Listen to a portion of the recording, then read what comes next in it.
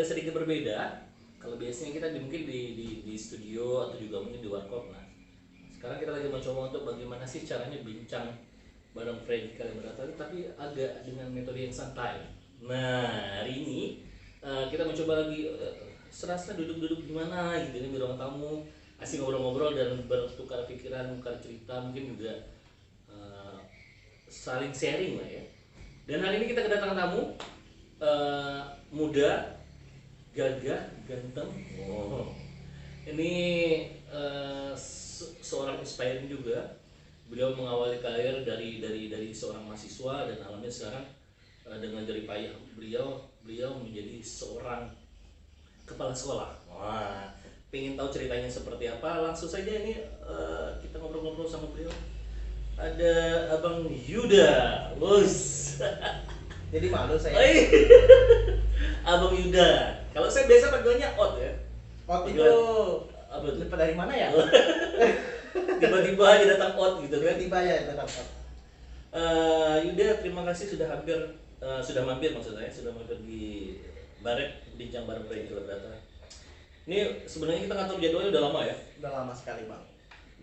Baru kesampaian hari ini juga dengan paksa-paksa dan juga culik-culikan ya.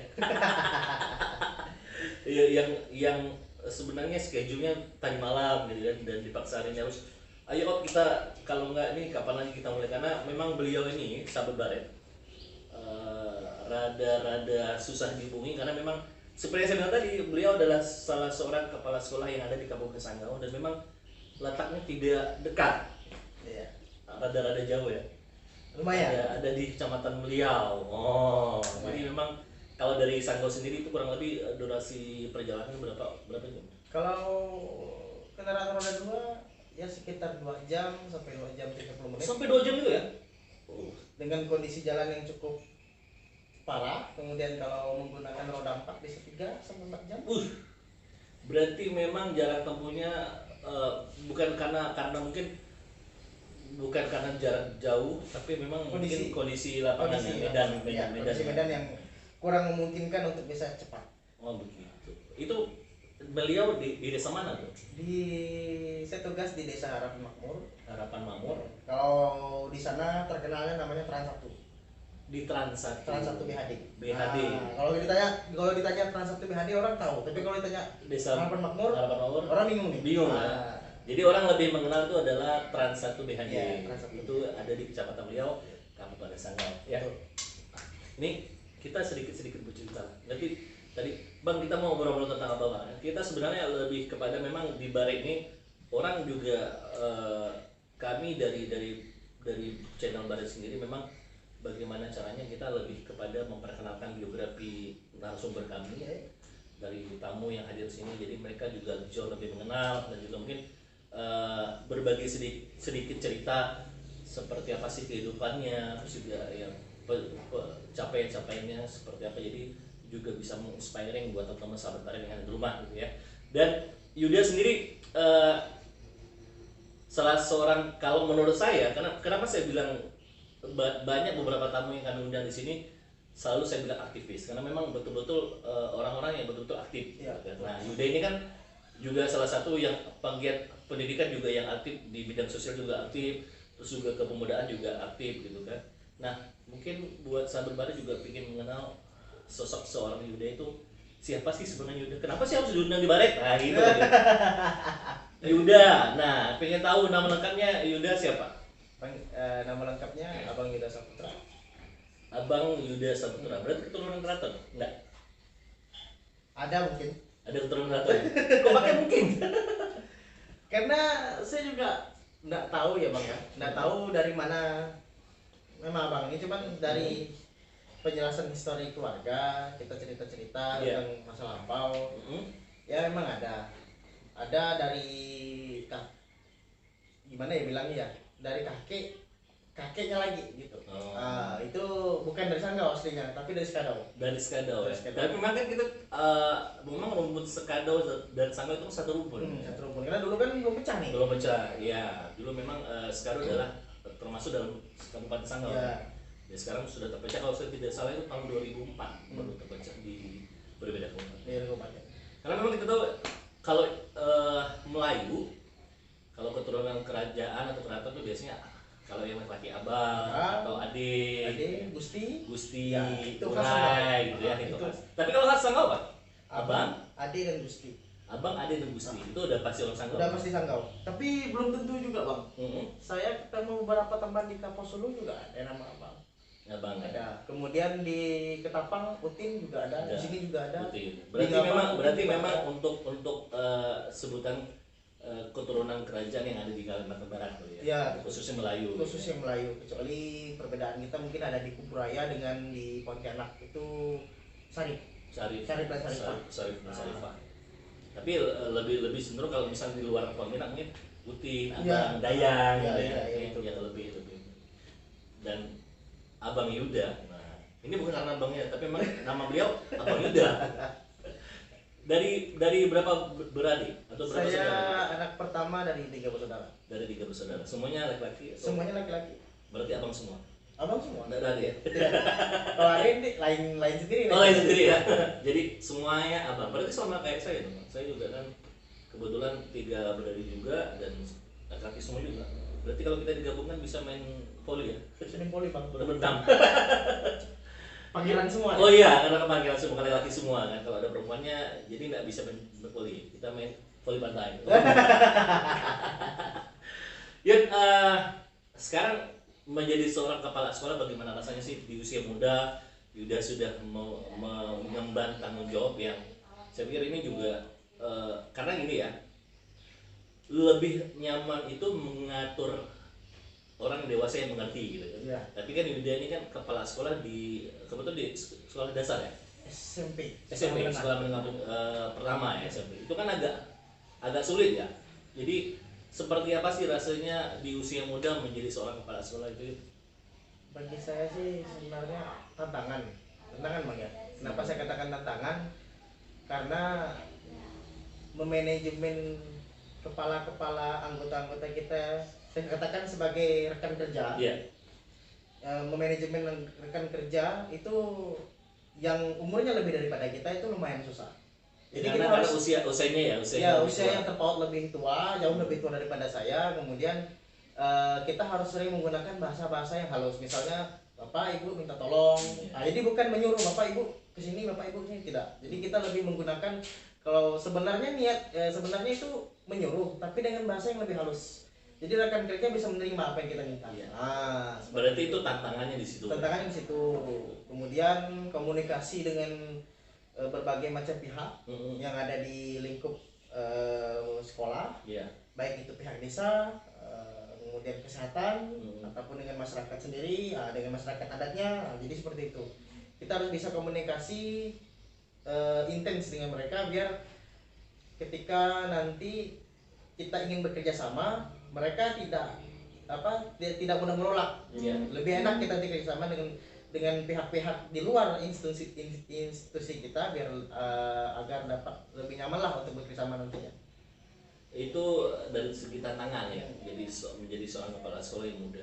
Nah, hambatannya apa sih Yud? Kalau selama Yuda mungkin jadi kepala sekolah, apakah mungkin maksudnya pernah nggak sih orang beranggapan bahwa ini anak muda masih kecil, masih piat kalau orang udah nyuruh kita, apalagi sok-sokan jadi kepala sekolah. Pernah ada rasa seperti itu nggak sih? Atau mungkin pernah ada orang yang berpikir seperti itu nyindir Yuda gitu?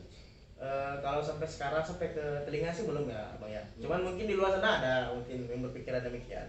Tapi karena saya lebih kepada kalau hal-hal seperti itu saya mikirnya lebih ke rekan kerja satu tim kita di satu institusi. Saya rasa mereka pun paham kondisinya karena memang satu tuntutan walaupun saya lebih muda dari mereka dan mereka menghormati saya sebagai Yang kepala institusi di situ gitu lah. Mungkin di luar dari institusi tetap ada berbagai macam omongan tetap pasti ada. Cuman saya aja yang belum dengar gitu. Tapi kalaupun misalnya ada nih, mungkin mudah-mudahan tidak terjadi gitu kan.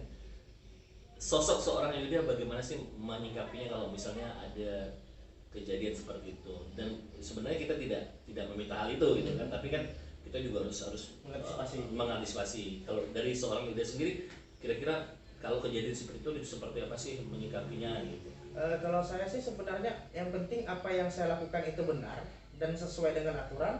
Kalau ada kata sumbang ya udah tinggalkan. Tinggalkan ya. Saya jadikan itu, kalau dia itu bentuknya kritik, saya jadikan itu masukan untuk saya. Tapi kalau itu hanya sekedar cemoohan atau itu hanya sekedar sindiran, ya udah saya tinggalkan. Terserah. Yang penting apa yang saya lakukan diterima oleh orang banyak dan sesuai dengan aturan. Sudah. Siap. Berarti sudah siap menerima apapun risikonya. Siap menerima apapun risiko. Dan harapannya juga pasti mudah-mudahan dengan kepemimpinan Yuda ini sekolahnya juga semakin maju dan juga berkembang ya. Amin. Yud, biar orang kawan-kawan tahu dong buat sahabat Baret mungkin dulunya Yuda sekolah di mana sih? Saya dari mana nih Bang? Dari jenjang paling kecil atau? Soalnya kan orang juga pengen tahu nih seorang Yuda nih. Ah, siapa tahu nih ini dulu kawan sekolah saya nih. Ah, gitu kan. Atau mungkin oh ini kan masuk mana tetangga kita ya. Saya dulu SD 2000 tahun 2000 ya, saya SD itu di SD 3 Sanggau sini. SD 3 di Sekarang udah berubah jadi SD 2 Gilir Kota ya? Gilir Kota. Jadi dulu itu tiga atap yang berbeda bentuk letter U. Itu SD 14, SD 2, SD 3. Nah, saya SD 3. Yang di belakang kelurahan Betul, Gilir Kota ya? di belakang kantor kelurahan Gilir Kota. Dari 2000 sampai 2006 saya di SD 3. Kemudian lanjut jenjang sekolah menengah pertama SMP saya di SMP 1 2006. Iya. 2006 saya di SMP 1. 3 tahun mengenyam pendidikan di sekolah menengah pertama, lanjut di SMA, saya SMA 1. SMA 1 itu tahun berapa? 2009 9 sampai 2012. 12. Nah, selesai saya mengenyam lagi pendidikan di perguruan tinggi 2012 2012 ya. sampai 2016 Selesai. Itu di Selesai. fakultas apa? Fakultas Keguruan dan Ilmu Pendidikan FK4 FKIP ya? Universitas Tanjung Pura Pontianak, Jurusan apa? jurusan Bahasa Indonesia. Jadi berarti sekarang guru bahasa Indonesia. Guru Bahasa Indonesia. Jadi panjang ya ceritanya, maksudnya dari tahun 2000 SD-nya sudah di SD 3. Berarti kan memang betul-betul bahwa Yuda ini adalah putra lokal ya. Ya asli Asli Sanggau asli. asli. Dari di SD 3 terus ke SMP 1 terus sampai ke SMA 1 dan juga alhamdulillah ke FK Buntan Iya, Universitas Tanjung Pura, ngambil jurusannya adalah bahasa Indonesia. Lulus tahun berapa Yuda? Saya lulus 2016. 16. Nah, kalau Yuda lulus 16 berarti PNS tahun berapa? PNS gitu ya? Iya. Wow. Jadi buat kawan-kawan nih, kebetulan Yuda nih juga masih jomblo. Sudah ada lah yang dekat-dekat ya. Yang dekat-dekat ya pasti sudah Oh, ada. sudah ada ya, tapi belum menentukan pilihan. Sudah menentukan pilihan, tinggal menentukan hari. Hari, bos. Yud, berarti selama kuliah itu apakah Yuda langsung mencoba untuk mendaftarkan diri menjadi PNS atau memang sudah apa ya, maksudnya berapa lama sih prosesnya sampai dari lulus sampai menuju ke PNS? 2 tahun. 2 tahun ya. Ya. Berarti Yuda menjadi PNS tahun 2014. Berarti 2018. 2018 pengangkatan 2019. Pengangkatan 2019. Pengangkatan 2019. Itu kan pasti sulit tuh. Itu hal rintangnya pada saat momen-momen Yuda menuju PNS tuh bagaimana, ceritakan dong biar teman-teman juga tahu. Sebenarnya 2016 itu kan saya selesai. Iya. Saya selesai 2016 Oktober saya wisuda. Kemudian saya coba beberapa info lowongan kerja di Pontianak. Akhirnya saya masuk di Tribun Pontianak. Iya. Saya sempat di dunia media 2 tahun. Jurnalis ya. Bukan jurnalis, awalnya bukan jurnalis. Ah. Di Tribun Pontianak itu saya di marketing Marketingnya. selama setahun. Kemudian di 2017 saya di PT Akcaya Prima, tepatnya di Pontipi. Nah, di situ saya saya di jurnalis selama setahun juga sampai 2019 sebenarnya. Karena 2018 itu kan pas waktu itu penerimaan. Iya. Niatnya memang belum jadi guru, memang belum ada pokoknya niat. itu aja gitu. Jalan aja apa yang ada di depan kita aja. Ketika ada satu tantangan, saya pikir apa salahnya dicoba.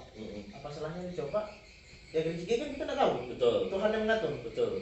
Saya coba dan 2018 di tes pertama saya lolos karena waktu itu 2018 itu kalau tidak salah saya termasuk banyak para peserta yang ikut tes itu hanya sekian persen yang lolos di Kabupaten Sanggau waktu itu.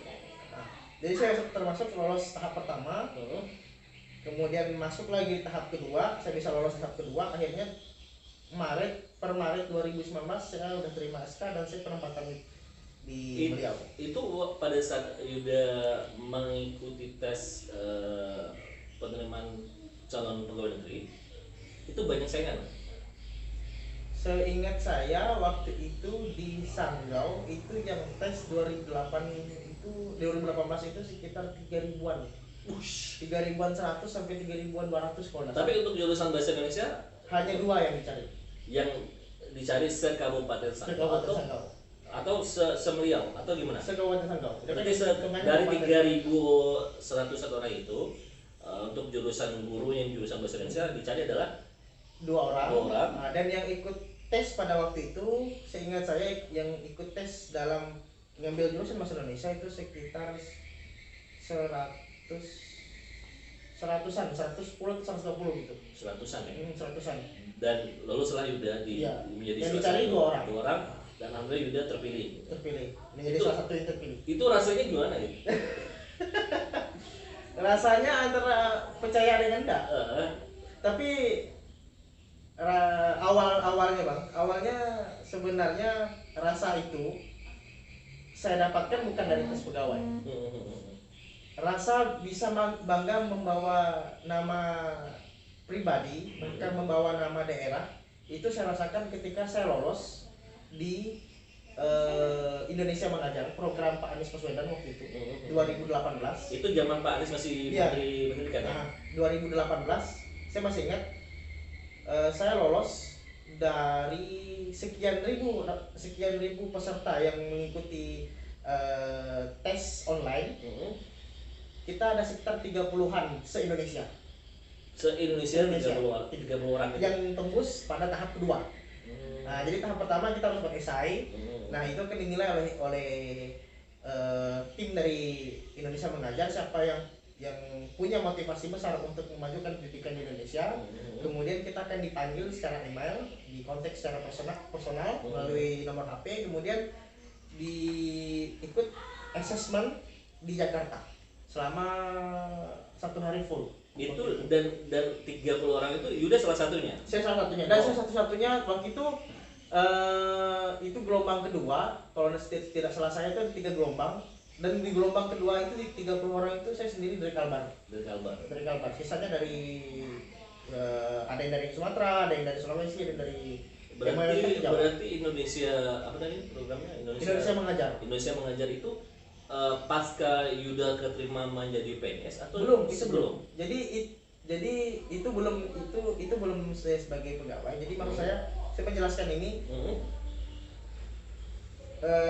Motivasi awalnya dari sini. Oh, begitu. Jadi mengapa sih kita tidak bisa mampu lolos di tahap di tahap provinsi atau kabupaten sedangkan kita sudah mampu tembus nasional. Itu motivasi besar saya di situ.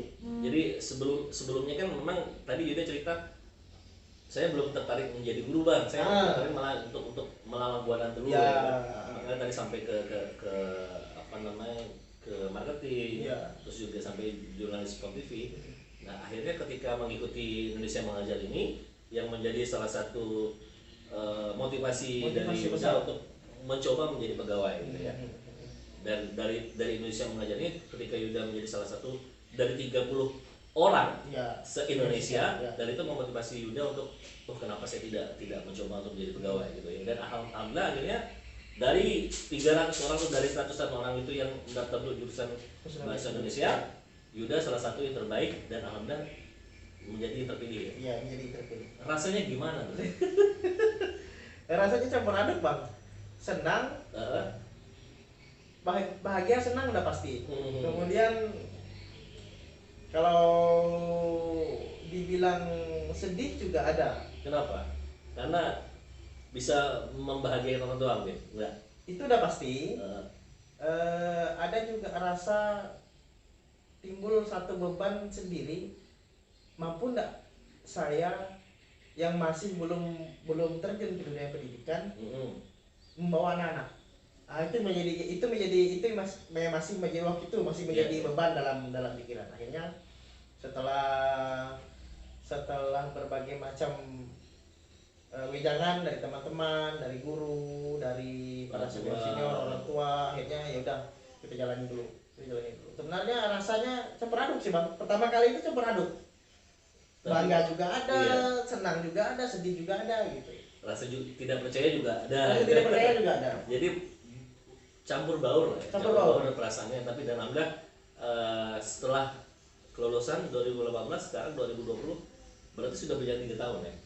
Berjalan 2 tahun. 3 tahun. 3 tahun.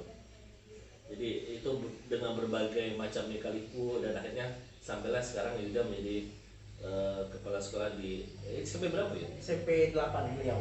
SMP 8 beliau. Ini juga sebenarnya buat sahabat Barit yang ada di rumah, buat sahabat Barit yang nonton program kita, jadi untuk mencapai sebuah tujuan hasil yang maksimal juga perlu proses. Jadi tidak semudah membalik telapak tangan atau tahu gitu lahir udah langsung jadi PNS. Dan PNS pencapaiannya sudah menjadi kepala sekolah gitu. Jadi itu kan tidak semudah membalik telapak tangan dan juga tidak semudah yang kita bayangkan.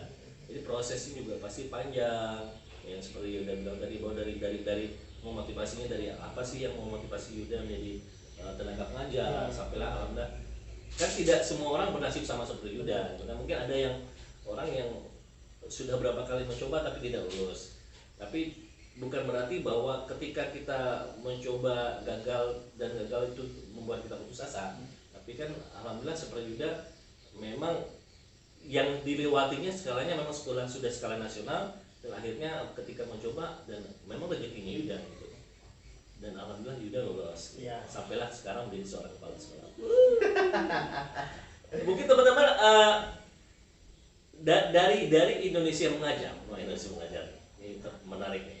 Saya kalau tidak salah juga dulu ada perkumpulannya Yuda ini apa namanya yang menulis Yuda itu apa namanya? Sahabat pena atau apa? Perkumpulan menulis. Saya sebenarnya tidak gabung di perkumpulan menulis sih bang sebenarnya. Cuman teman-teman saya memang banyak bergerak di dunia literasi. Nah, kalau di Pontianak itu teman-teman saya itu banyaknya di Pustaka Rumah Halawi. Pustaka Rumah Halawi itu dia sebuah penerbit dan bergerak di dunia literasi juga. Itu apa namanya teman-teman yang juga melalang buana di berbagai macam jenis forum kepenulisan juga bergabung di situ. Itu untuk skala Kalbar. Kalau di Sanggau sendiri ada nggak perkumpulan yang seperti itu? Kalau di Sanggau, kalau tidak salah saya ada. Saya cuma lupa nama forumnya. Forum nama komunitasnya saya lupa. Tapi ada karena kita juga bergerak di dunia. Saya juga masuk di sebuah komunitas di Sanggau yang namanya Pojok Sigondrong. Itu membahas berbagai macam jenis keilmuan. Dan ada beberapa anggota dari Pojok Sigondrong itu yang memang fokus di dunia literasi. Ada, saya lupa nama komunitasnya apa. Tapi saya tidak bergerak belum bergerak di dunia literasi. Mungkin saya juga akan arah ke sana. Sahabat apa tadi? Pojok Sigondrong. Oh, kalau tidak salah Pojok Sigondrong juga si Ranti yang juga sempat jadi tamu kita juga menjadi anggota Pojok Sigondrong. Berarti sama gerakannya. Jadi memang sebenarnya kalau saya bilang tidak salah kalau saya bilang bahwa Yuda adalah aktivis karena memang juga terbukti bahwa bukan hanya untuk diri sendiri tapi juga Yuda bergerak juga untuk dunia pendidikan yang ada di Kabupaten Sanggau. Terus juga Yuda juga di dunia sosial juga melalui Sahabat Sigondrong. Sebenarnya program Sahabat Sigondrong apa sih? Program Sigondrong itu? Kita intinya itu bergerak di bidang keilmuan. Kita bergerak di bidang keilmuan. Kemudian dari situ sebenarnya menghimpun kawan-kawan anak-anak muda di Kabupaten Sanggau untuk bagaimana sih sebenarnya belajar, tapi tidak harus formal. Belajar tidak harus formal. Itu metodenya seperti apa? Kita biasanya setiap minggu itu ada namanya diskusi kontinu dengan berbagai macam aspek yang kita bahas, mulai dari ekonomi, kesehatan, pendidikan, pembangunan dan lain-lain. Jadi pemateri-pemateri yang kita hadirkan pun kita pilih-pilih. Jadi dari situ kita sharing, kita bahas, kita buat diskusi studi kasus. Kemudian jadilah sebuah sebagai sebuah titik ilmu di mana kita bisa memecahkan sebuah masalah yang ada sebenarnya. Nah, gitu. Jadi sebenarnya kalau saya tidak berhak ngomong ini sebenarnya Bang, ini lebih ketuanya sebenarnya. Siapa ketuanya? Sebenarnya ketuanya Sugeng Rohadi. Sugeng Rohadi. Beliau saya katakan sebagai inspirator saya juga. Walaupun beliau ini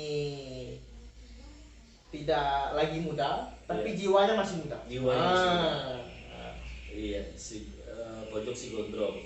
Sugeng Rohadi karena dia juga gondrong. Iya, karena dia juga gondrong. Jadi saya dapat filosofi pojok si gondrong dengan dia itu seperti ini, Bang. Itu juga yang membuat saya menjadi open mind. Jadi melihat sesuatu itu tidak hanya lingkup. Kalau saya bilangnya, kalau melihat sesuatu itu harus 360 derajat. Jadi kepala kita harus diputar semua. Jadi tidak hanya melihat sisi kanan, tidak hanya melihat sisi kiri, depan belakang juga bisa lihat. Kenapa? Pojok itu kan, saya dapat filosofi dari beliau itu, pojok itu kan identik dengan sudut. Kalau namanya di sudut itu kan jelek. Kita lihat aja kadang-kadang di rumah kita di sudut itu kita hanya paling nyimpan sapu, nyimpan pengepel yang tidak terlalu kita pandang. Kemudian sekarang gondrong itu orang banyak identik dengan hal-hal yang negatif. Banyak sekali orang berpikiran bahwa gondrong ini tidak terurus nih. Jadi kita ubah mindset itu bahwa sebetulnya hal-hal seperti ini tidak bisa hanya kita lihat hanya melalui mata. Don't judge by the cover. Itu bahasa Sangau apa? Bahasa Jelanai. Yang artinya adalah jangan menilai seseorang dari hanya tampilan luar. Jadi tidak semua orang yang memiliki tampilan jelek tapi dalamnya jelek.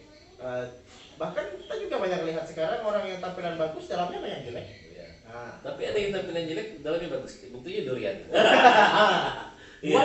Buah sudah kita bisa jadikan sebuah contoh. Betul. Jadi itu filosofi yang saya dapat dari dia. Berarti nanti ini hati Om Sugeng kita bakal undang ya di balik. Jadi kita nanti bakal ngupas juga untuk, kebetulan saya juga satu komunitas ya, gabung sama Yuda juga di Pojok Siloto. Nanti kami dari Barat juga bakal mencoba untuk mengundang bapaknya Pojok Sigondrong. Ayahanda ada Om Sugeng, nanti kita undang juga untuk berbicara seputar. Saya menarik nih sebenarnya kalau bicara masalah Pojok Sigondrong, karena juga saya juga terlibat di dalamnya, jadi saya tahu sekali. Tapi sayang kalau misalnya ada komunitas sebagus itu tidak kita sharekan sama teman-teman yang mungkin sepemikiran sama kita, sepemahaman sama kita, ingin memajukan daerah kita gitu kan. Jadi nanti bakal kita undang.